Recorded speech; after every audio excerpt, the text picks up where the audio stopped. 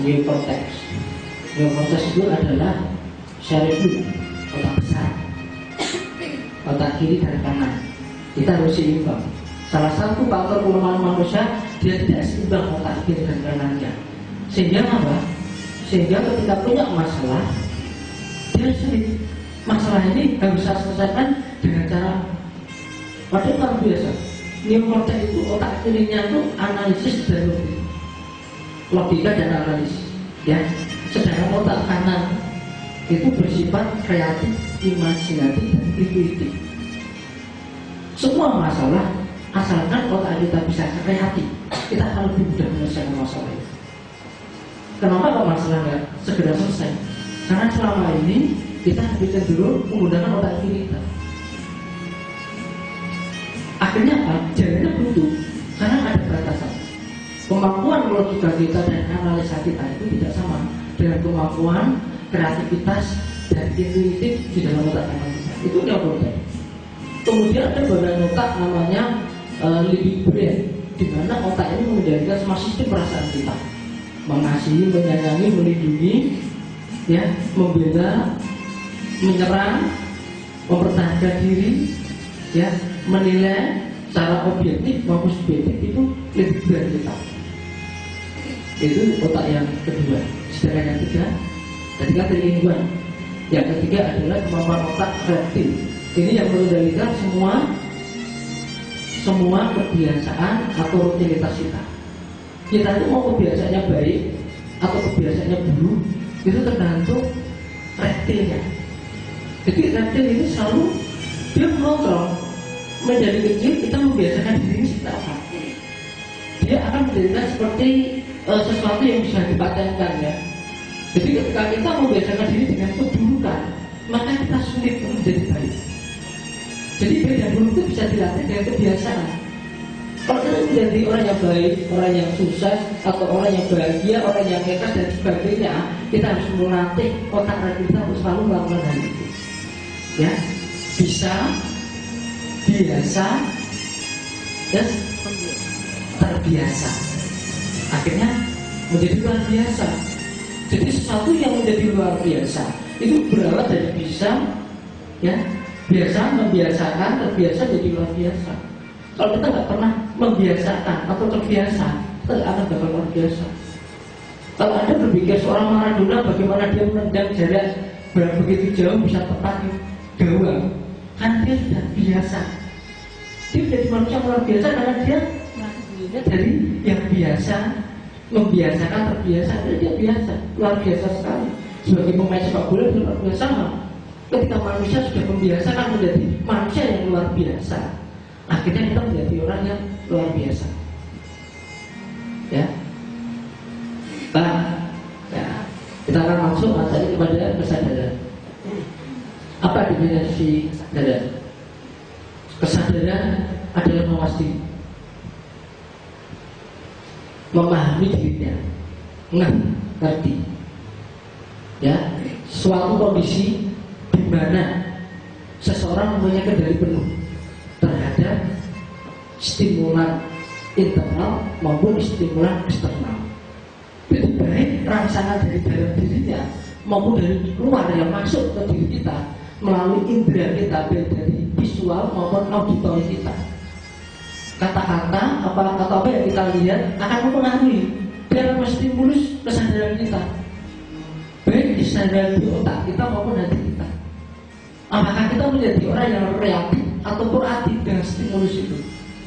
Ini diperlukan kesadaran. Orang yang tidak sadar, yang punya kesadaran, ketika ada rangsangan dalam dirinya, baik yang negatif atau positif atau pengaruh. Apalagi rangsangan dari luar, ya, misalnya cuma membicarakan sesuatu yang buruk dalam diri kita. Kalau kita nggak kuat kesadarannya, tidak mampu mengendalikan kesadarannya, tidak punya kendali penuh terhadap kesadarannya, apa yang terjadi? Kita akan terpengaruh dengan mereka.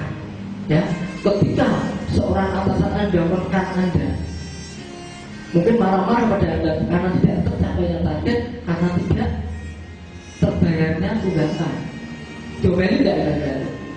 Itu agak dialog kan, agak ada penekanan, ya. Walaupun bahasanya dengan bahasa lembut atau kasar, tapi tetap terjadi penekanan. menjadi target perbudakan itu harus tercapai, Pak. Kalau kita tidak punya jiwa yang kesadaran yang kuat, kita tidak punya ini dari dulu ada kesadaran kita akan menjadi apa? Reaktif, terpengaruh dengan atasan kita menjadi emosional, jadi bingung, jadi was-was, jadi galau, ya. Nanti di Facebook ditulis galau, ya. Saya kan Facebook itu kalau nggak pusing, pusingnya sering bilang itu. Si Facebook isinya negatif saja, ya, stres itu. Yang bisa diganti Facebooknya. Jangan ada kata-kata seperti itu, karena itu akan memberi rasa menstruksi diri. Kita menjadi orang yang seperti yang kita tulis. Sebenarnya apa yang kita tulis di dalam Facebook maupun apa yang kita ucapkan pada orang lain itu gambaran hati kita.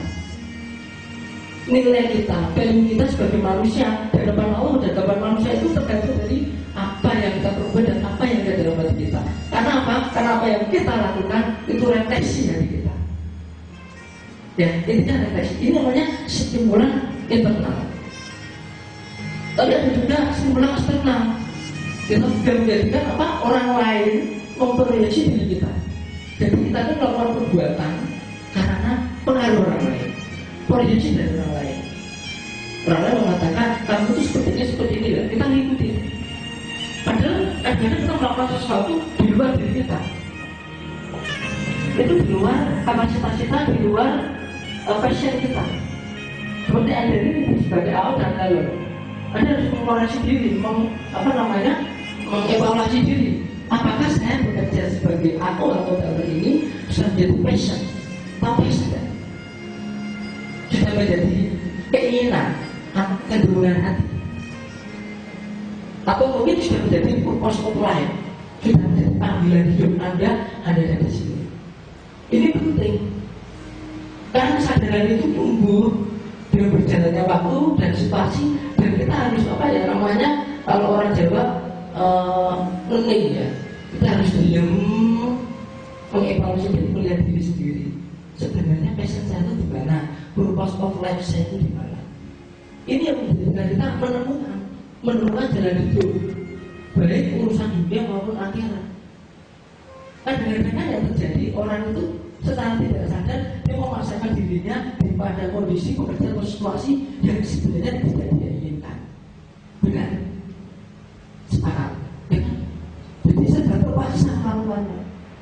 Kalau kita sudah merasa sebagai bisa melakukan hal itu, akhirnya tidak optimal dan tidak maksimal hasil kerja kita. Tapi beda ketika kita melakukan sesuatu karena kesadaran, bukan karena krisis. Banyak orang itu kerja berkepentingan ya, karena krisis. Saya harus bekerja. Hasilnya beda dengan orang bekerja karena kesadaran. Bekerja adalah kewajiban saya.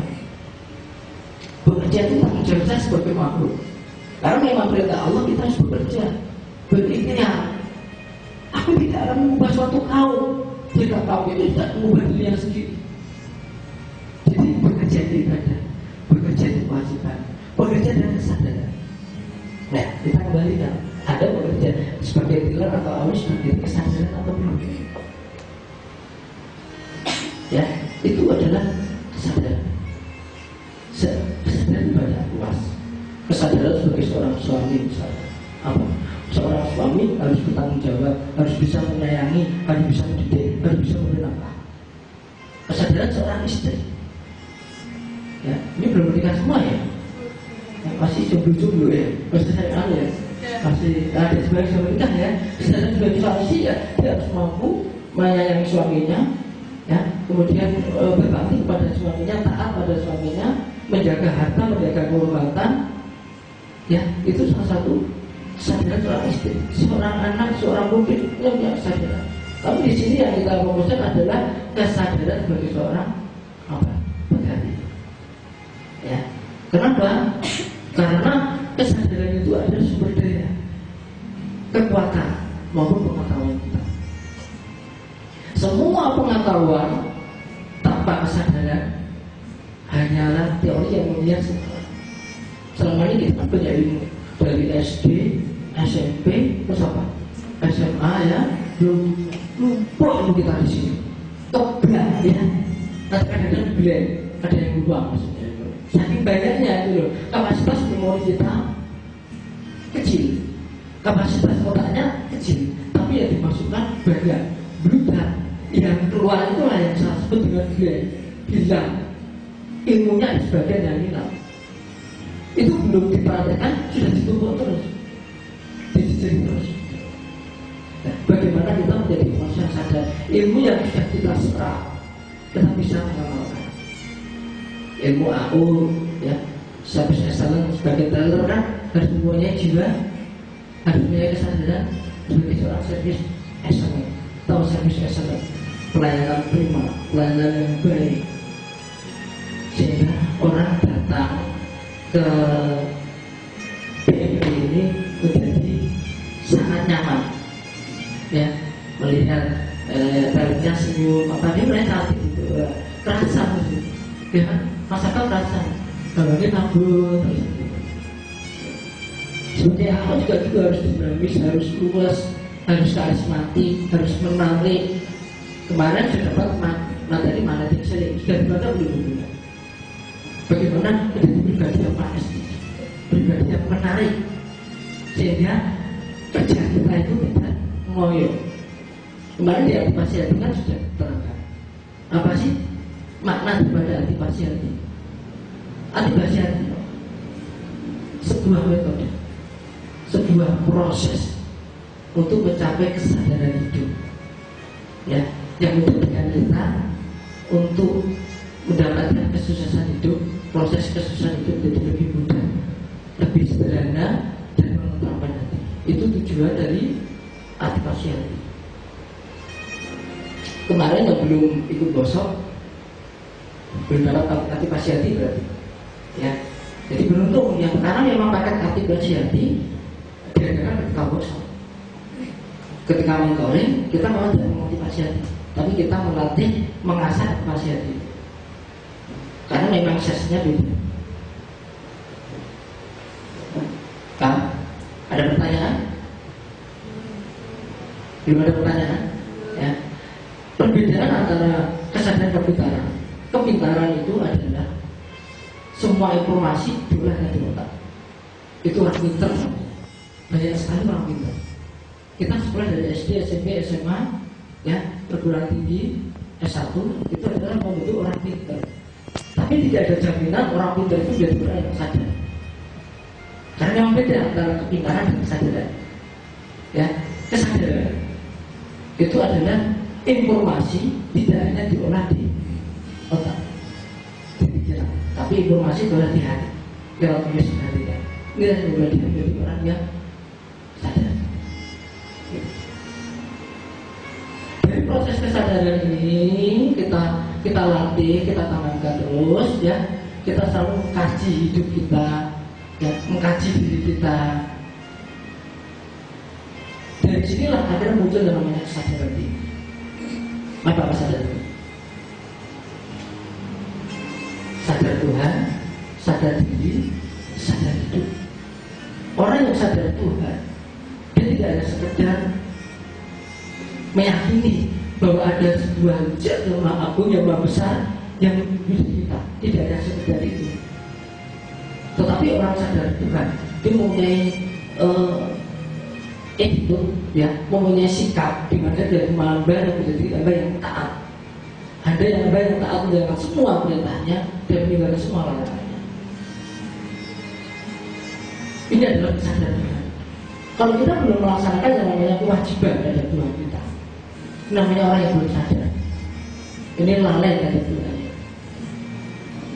Salah satu yang menjadikan kita utuh, yang memberikan kita rezeki, memberikan kita kebahagiaan dan kesuksesan serta kemudahan itu adalah Tuhan.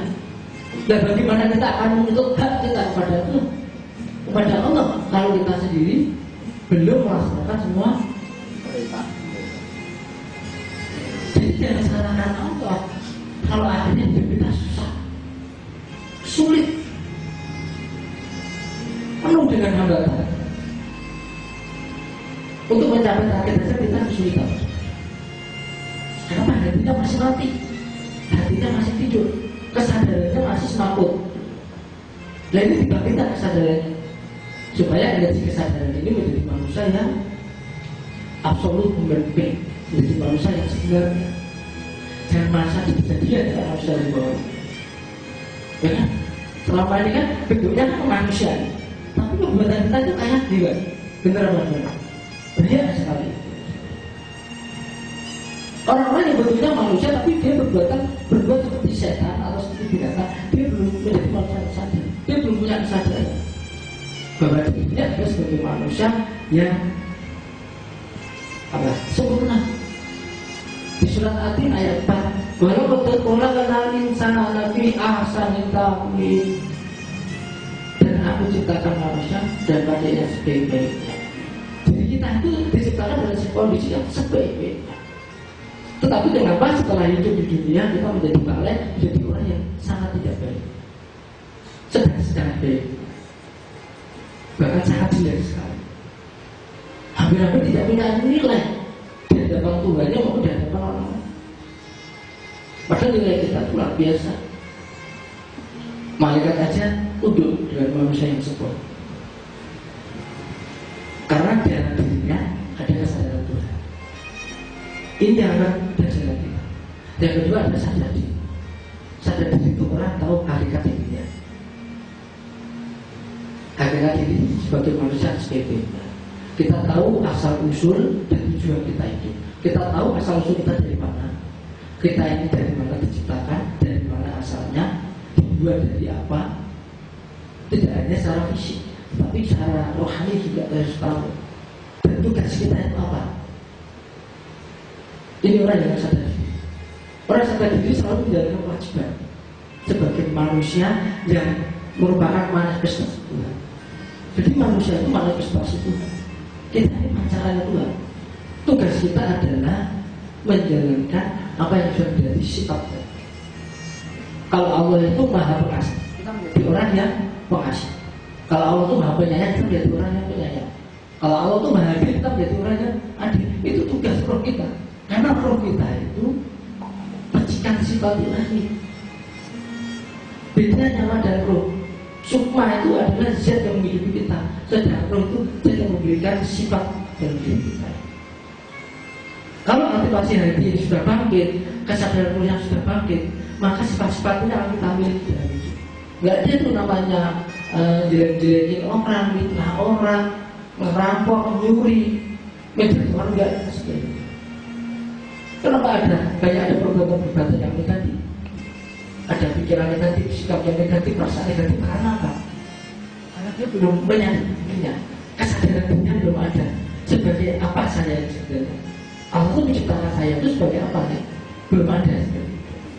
Kalau ini sudah bangkit sadar dirinya, maka dia mengerti hakikat dirinya. Yang ketiga adalah sadar hidup. Sadar hidup adalah bahwa pola kujina wal insan ilalinya, dan aku ciptakan jin dan manusia untuk pribadi. Ini tujuan utama Allah menciptakan manusia. Dan ini tujuan hidup itu diadakan oleh Allah. Ketika Allah menciptakan alam semesta sedangkan raya ini, dan menciptakan semua makhluk di dalamnya, termasuk menciptakan diri kita, hewan binatang, semuanya itu tugasnya untuk beribadah. Jangan sampai larang dengan ibadah. Ya, semua tujuan binatang mereka itu bertasbih. Tidak pernah luput sekalipun mereka bertasbih. Padahal mereka itu yang kita mulia malah. Manusia itu lebih mulia daripada makhluk yang lain. Dengan malaikat pun kita lebih mulia, seperti yang dikatakan Allah dalam surat At-Tin ayat 4 tadi. Tetapi kenyataannya kita sebagai manusia jadi ya, kemuliaannya jadi menurun. Menjadi manusia tidak mulia karena kelalaian itu. Karena kita bukan menjadi manusia yang sadar. Kita kalah loh dengan kancing. Ada tahu semua? Kita bisa kalah dengan semua. Semua sekali bertasbih, tidak pernah lupa dia. Dan kita yang katanya makhluk mulia, yang belum makhluk sebaik-baiknya, tetapi sering melupakan. Inilah kedua manusia. Maka dihadirkan kalau sekarang banyak sekali musibah, kerusakan, banyak sekali huru hara, banyak sekali kesulitan timbul. Karena kita sudah melupakan kita sebagai manusia. fitrah, kita sudah meninggalkan fitrah. Jadi orang yang sadar Tuhan, sadar diri, sadar hidup adalah orang yang kesadaran tinggi. Ini akan menarik 7 aspek kehidupan. Kita sebagai manusia butuh 7 aspek kehidupan, ya mas, benar kan? Kita nggak hanya cuma butuh duit loh, kita nggak butuh finansial, tapi ada butuh yang lain. Kita butuh yang namanya kebutuhan spiritual, aspek spiritual. Kita butuh namanya pencerahan, kita butuh yang namanya hubungan yang baik dengan Tuhan kita. Ini aspek spiritual. Yang kedua aspek emosi, kita butuh hati kita baik, kita butuh hati kita yang tentram, tenang. Ini aspek emosi yang kita butuhkan dalam hidup ini. Aspek intelektual, aspek mental, kita butuh yang namanya apa? Smart, cerdas, kreatif. Kalau otak kita tidak kreatif, bagaimana kita bisa menghadapi hidup? Hidup itu perlu tantangan, ya, perlu kreativitas otak. Bagaimana kita menyelesaikan semua masalah yang kita hadapi? Masa depan kita itu masih panjang. Kira-kira masih panjang atau bisa mati? Masih panjang kan? Ukurannya kita sendiri kadang nggak tahu ya. Ya, kadang ada yang sampai puluhan tahun. Yang maksimal lah hitungannya 60-70 tahun. Kita butuh kemampuan diri untuk menghadapi hidup di masa depan.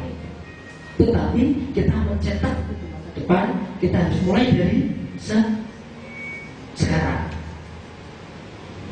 Karena masa depan itu refleksi diri kita hari ini. Jadi supaya masa depan lebih baik daripada hari ini, jangan malah tambah jelek, kita harus memperbaiki diri mulai dari sekarang. Perbaiki apa? Ini sikap-sikap kita, moral dan attitude kita. Yang otak dan moral harus kita perbaiki. Yang keempat adalah aspek fisik. Sebagai manusia kita butuh kuat, butuh sehat. Mau punya uang banyak saja kita. Gak mau kan? Ada mau 50 juta, tapi masih rumah sakit sebulan 50 kali, kebanyakan ya. Mau seperti itu? Kan gak mau. Harus ada keseimbangan. Ya, kita butuh fisik yang kuat, fisik yang sehat. Kita butuh yang namanya relasi. Kita butuh teman, sahabat, teman hidup, pendukung, relasi, orang-orang yang berhubungan dengan kita. Kita nggak mungkin bisa hidup sendiri. Kita nggak mungkin bisa sukses dengan sendiri. Kita bisa sukses, bisa bahagia kalau ada pendukung. Nggak mungkin kita bisa bahagia tanpa orang lain. Sulit kan? Nggak mungkin juga. Misalnya ibu ada sakit, ada bahagia, bisa sakit nggak mungkin kan? Ibu ada bahagia, juga bisa bahagia. Dan kemudian sebagian dari Anda ini ada pekerjaan untuk membahagiakan orang tua Anda kan? Ada niat seperti itu, tapi sudah bisa membahagiakan? Belum. Iya.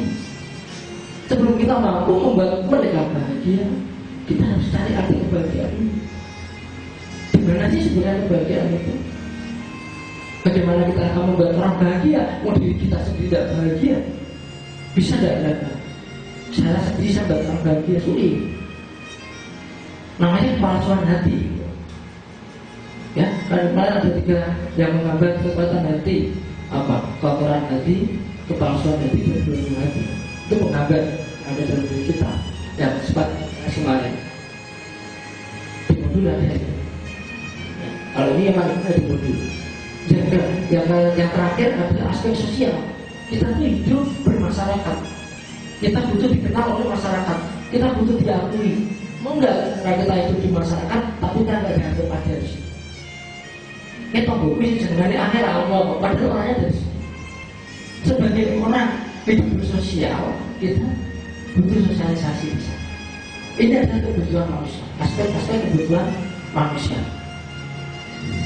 Kalau 7 ini tidak memenuhi diri kita atau tidak menjadi bagian hidup diri kita tidak akan pernah yang namanya kebahagiaan hakiki tidak akan pernah. Kebahagiaan hakiki itu kalau semua 7 aspek hidup ini sudah menjadi bagian hidup kita. Semuanya seimbang, mulai dari aspek spiritual, emosi, mental, fisik, relasi, sosial, semuanya berjalan bareng. Jadi kita hidup laku berjalan ini diiringi oleh mereka dengan seimbang, enak rasanya. Ibarat roda itu buntur sel.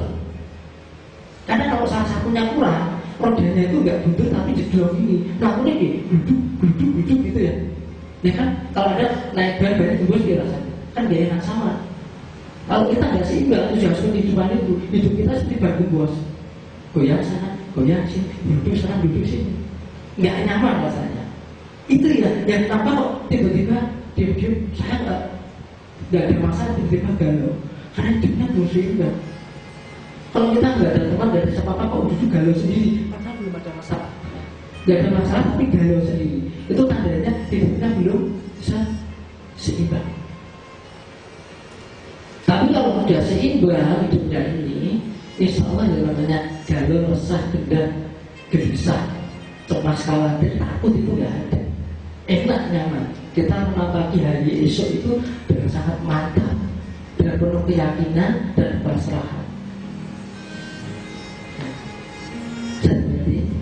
Tetapi untuk mencapai semua itu butuh sebuah energi, namanya energi kesadaran. Energi kesadaran itu adalah energi semua makhluk dan ciptaan Allah. Ya, baik yang terlihat maupun tidak terlihat itu diliputi oleh energi. Di dalam dunia ada energi. Tanpa energi pun dia bisa hidup. Energi kesadaran adalah energi yang diolah oleh level kesadaran kita. Namanya energi kesadaran. Ada 7 kesadaran, ya. Dari fitrah. Fitrah manusia itu ada 7. Dan saya sebut dengan 7 kesadaran. Manusia itu punya. Anda punya fisik? Punya nggak fisik? Punya. Ya, kita punya yang namanya akal. Coba nggak punya akal, nggak bisa mikir kan? Itu bukti kalau nggak punya akal. Kita punya namanya apa? Nah, keinginan. Kita punya namanya ruh. Ya, di dalam diri kita ada namanya kesadaran, sir, rasa, hati nurani jiwa. Ada namanya nur, hidayah, petunjuk. Kalau kita ngerti jalan kebenaran, berarti kesadaran nur kita sudah mulai aktif atau mulai hidup atau mulai tumbuh. Berarti kita bisa ngerti kebenaran.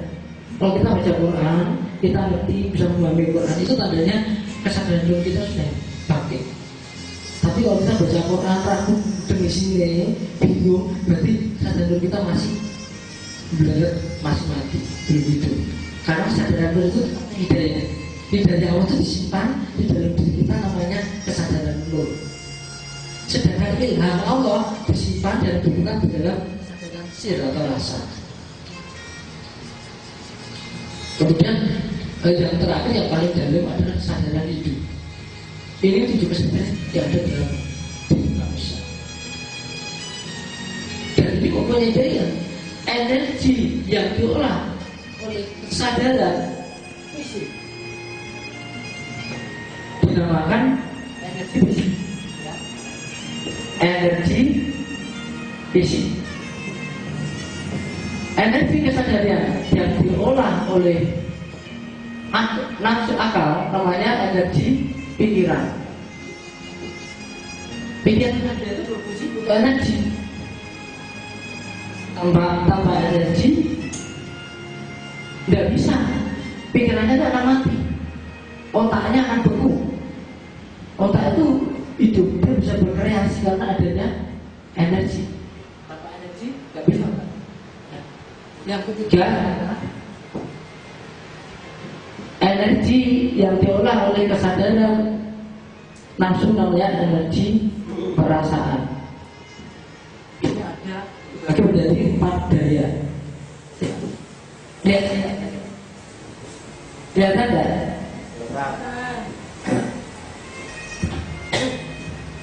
Ini daya tarik, kelihatan tidak? Ya. Kelihatan. Daya tarik yang kedua adalah daya tolak. Ya. Ini adalah daya jatuh. Yang keempat daya angkat.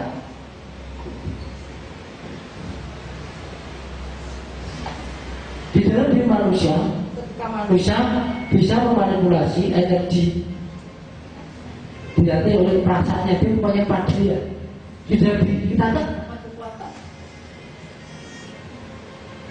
ada daya tarik, daya tolak, daya jatuh dan daya angkat. Daya tarik itu kekuatannya luar biasa. Sebenarnya sifat magnetis manusia itu sudah ada dalam perasaan manusia, tetapi yang jadi masalah sifat magnetis negatif atau positif. Kalau perasaan Anda negatif, maka yang terjadi daya tariknya negatif. Karena kita aktif di perasaan negatif, magnetisnya negatif. Ini daya tarik kita. Tapi kalau perasaan kita positif atau baik, maka magnetisnya baik. Maka kita baik. Yang kita tarik semua kebaikan. Kemudian juga dia tolak. Jadi tubuh manusia ada 4 kekuatan di level perasaan ini, di nafsu ini. Kita mampu menarik, menolak, menjatuhkan atau mengangkat. Ya, kalau kamu kita jaga. Ini sangat luar biasa. Kita sebenarnya nggak butuh dukun, nggak butuh paranormal. Karena kita sudah punya semua. Nggak butuh. Sebenarnya juga yang keempat adalah energi yang dikendalikan oleh kesadaran roh, namanya energi jiwa. Ya, ini namanya daya umum. Daya umum. Daya umumnya yang mengendalikan pada itu. Jadi ketika manusia ini sudah kuat dan dia mampu mengendalikan 4 daya itu, maka dia bisa mengkondisikan antara daya tarik, daya tolak, daya jatuh, daya angkat. Jadi seimbang daya itu. Ada sebagian manusia yang dia menarik daya tolaknya, tetapi dia tidak kuat daya tariknya. Kalau saya lebih menonjol di daya jatuhnya.